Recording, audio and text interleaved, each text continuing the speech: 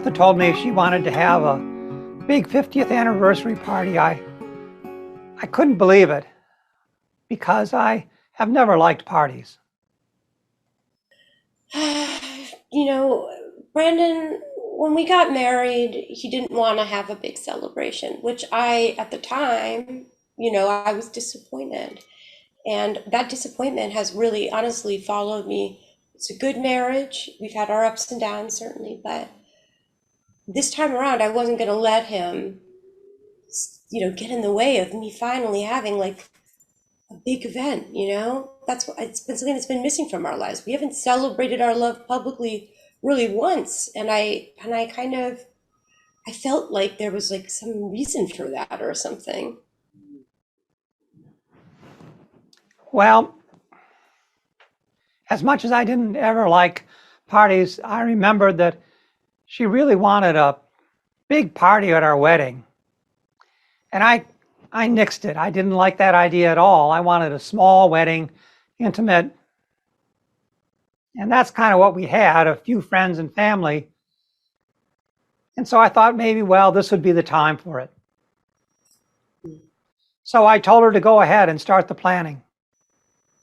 Admittedly, I hit the ground running. I took the ball and I really ran with it. I started by contracting local castles. I mean, really fancy, really exotic locations. And I'm thinking 500 people. I want this to be the biggest gala. And I got a little carried away. I admit it. I think Brandon finally stepped in when he heard that I had been talking to magicians. I guess that was the straw that broke the camel's back for him, at least initially. I mean, magicians, castles. I didn't even know there was a castle in this town. How in the world did she find that? And then she showed me the guest list. 500 people. 500 people. Do you know what it costs to feed 500 people? I mean, I'm an introvert. I can't even get along with 5 people. So it's true that maybe we don't have 500 close friends, but there's a little bit more to this. We've been kind of quiet figures in the town social circuit. We're not the most popular guests at parties. We're not a celebrated or wanted sort of couple or family. And I've always felt that we deserve better. I think that we were very successful and happy. And I thought, let's present this picture of success to the town. And I really started thinking of it as like almost like an art project. Like I was going to present a portrait of my marriage that is as gilded and enchanted as I could make it. And I guess I got fanatical about it because the fighting started. First, it was the guest list. I trimmed it down to 250, but he didn't see why we would have to invite some of these people. And I was trying to get him on board with my dream. He just it felt like we were drifting further apart. You wouldn't think a 50th anniversary party could bring such tension into a wonderful marriage, but it seemed like it was. I mean, getting her down to 250 people, which I thought was an outrageous number still, that was really, it was like tearing out her soul, I felt. I felt like I was just the worst person in the world. And of course, I took it out on her. I took out my bad feelings on her. I snapped at her a number of times. I overreacted. I mean, what would you have done? I get that I put him under a lot of pressure, and he didn't handle it gracefully. I think it's because he didn't understand my motivation. Like, it's true that I've been very contented living this quiet life, and the thing was, like, as we were approaching our 50th anniversary, I looked around me and I was like, oh my God, my life has flown by, and what have I done? Like, what stamp have I left on this earth? And I started to think to myself, I need to do something that celebrates my being here. And I felt like this could be it. I felt like this is my chance to just stop being a wallflower and to step into the spotlight. But I didn't stop and consider, is Brandon kind of in the same place? Does he want to make the same journey? And it turned out resolutely that he did not. And the tension, I mean, it was extreme. And well, we separated. I mean, it's ironic, but he had to move out for a little while because we just couldn't be in the same room, it felt like. I tried moving into the back bedroom for a while, but I'd walk down to her office and I'd see this whole rigmarole, this whole planning. She had things on the walls outlining what was going to happen at this party and who was invited and how it was going to go. I just couldn't take it. I mean, the back bedroom wasn't far enough away. I had to leave for a little while at least. I mean, I always assumed it was just going to be for a little while and that we'd both come to our senses somehow, or at least she would, because I thought she was the one who was insane.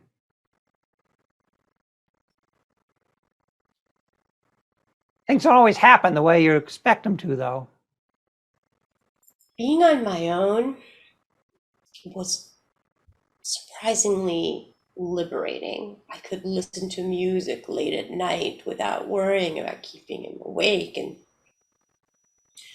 I won't lie, I became intoxicated with the lifestyle. I was lonely, but I had my planning. And of course, the irony of the fact I'm planning a wedding celebration for somebody who's no longer around had resonated with me. And I started to think to myself, like, is it going to be possible to bring these two threads back together?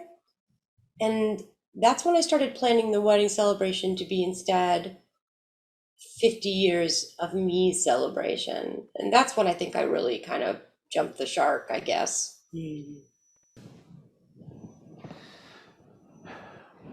Well, we weren't talking by this time, and so I had to hear from friends that she was planning a 50 years of me celebration, which was absolutely more crazy than anything else. Because it wasn't 50 years of her, it was 50 years of us. And here I was living someplace else because she was on this crazy trip that didn't seem to have anything to do with me. But I saw her on the street one day, and she never looked so alive.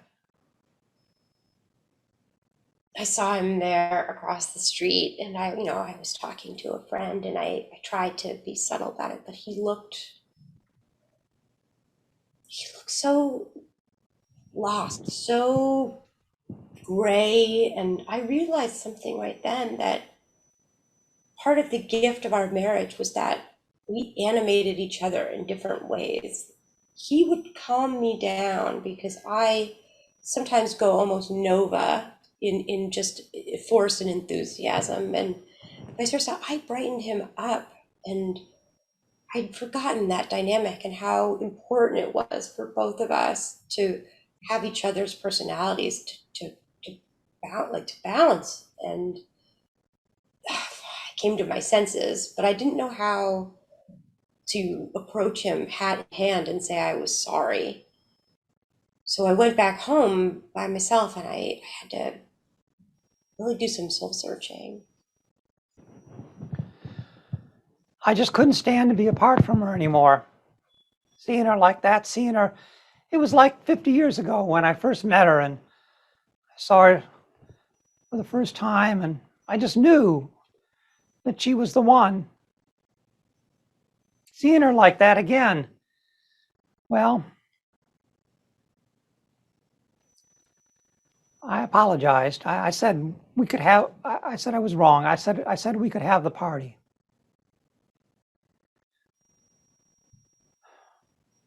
I didn't know what I was letting myself in for, but I knew I wanted to be with her. He was so sweet. He showed up at the door with a bouquet of my absolute favorite flowers. And I mean, not just the ones that like are trite. He went and found these really kind of obscure baby's breath that only grow on the side of the highway in Vermont. I mean, it was very meaningful. It really touched me. And I realized that this is a man who's been thinking about me and caring for me and being there for me basically all of my meaningful life, adult life. And God, I felt ashamed. I felt so ashamed about the way I behaved. And yet some part of me could not stop. I looked at my party plans, all these bizarre dreams I had, and I didn't know how to curb myself. It's like I couldn't admit to myself how wrong this vision was for both of us. And so I just kept going, but with a little bit more care, I guess. The party was, from my perspective, not tremendously fun. I did my best to mingle with the guests, but 200 guests, I did get her down to 200. It was still overwhelming for me. I just wanted to crawl off in a corner and sit and, have a little cup of coffee or tea or something and maybe talk to one person the whole evening, but that wasn't possible. I mean, we had to make the grand entrance. We did things. Well, I'm not telling you the whole truth here because I'm acting like I was still resentful about it. And I'll tell you, I threw myself into it as much as I could. And I think I put on a good show.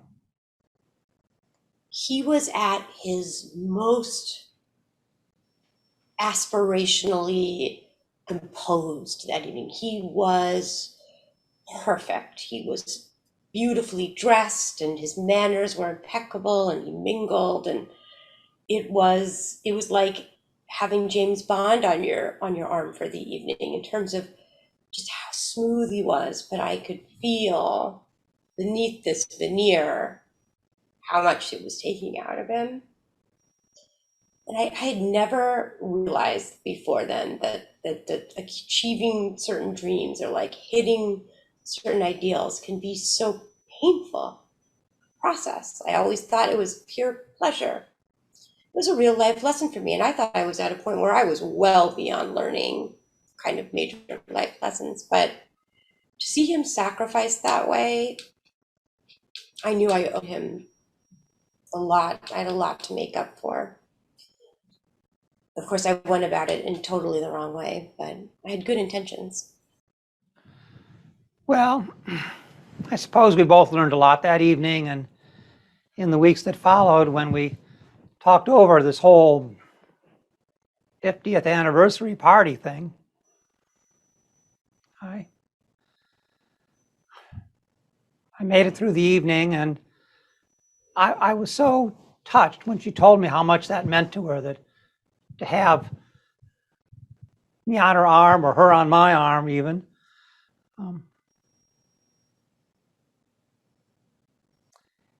It was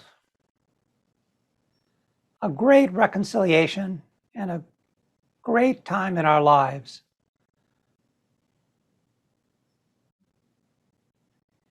It's too bad that,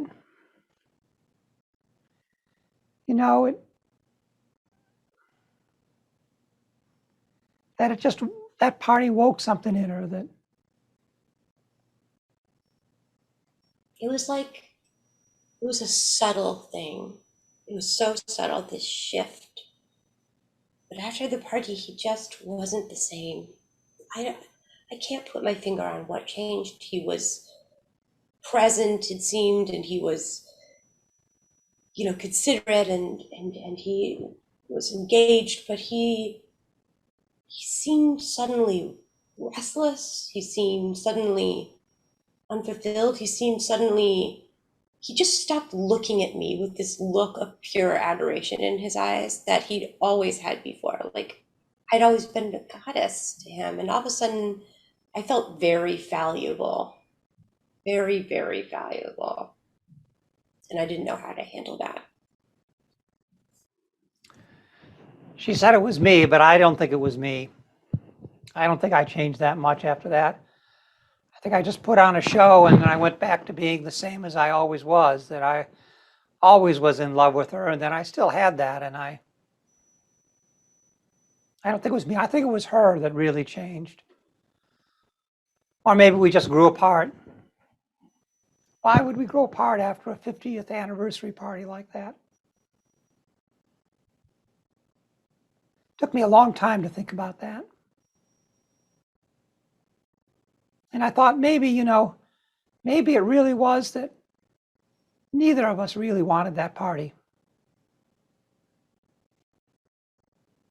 I've always been a stubborn person. I'm a stubborn person. I get an idea, I execute. And sometimes that's disastrous. And that's what this was this time. Because I got all this attention, and then this need for attention kind of grew alongside it. And all of a sudden, like, the way he looked at me wasn't enough. I needed more love. I needed more praise. I needed more attention. And he just, he'd done just a noble job giving me what I needed for this party, but I think it drained him, and he just didn't have the resources available to give me what I felt I needed. So I started to seek attention elsewhere, and I decided to run for mayor. We'd been drifting apart. And she told me she was going to run for mayor then. Well, I felt like moving into the back bedroom again. I mean, I might as well. I wasn't going to see her. I have to say, it was really the biggest disappointment in our married life when she told me that. But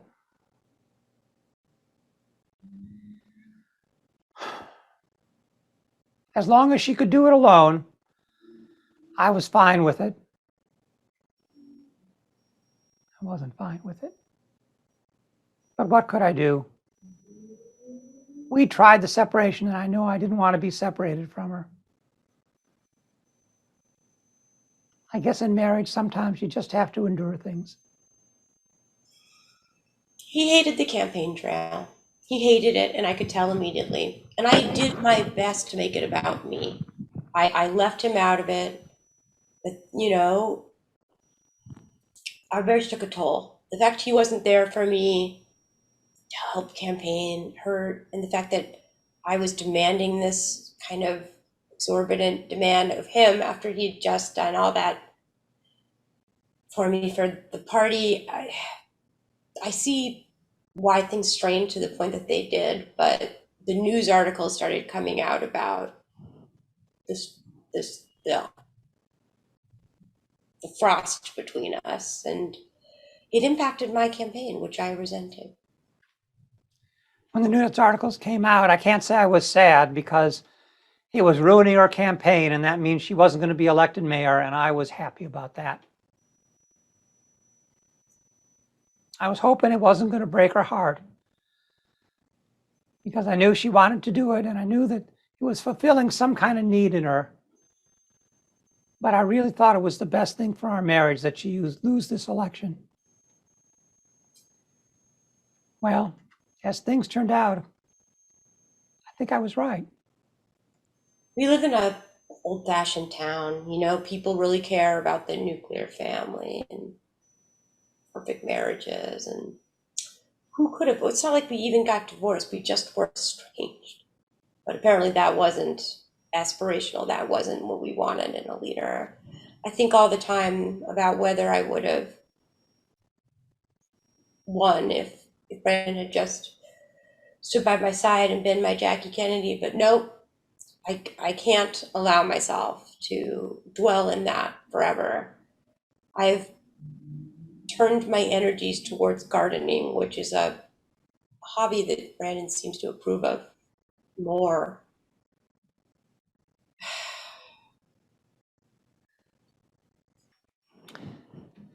So we're gardening together.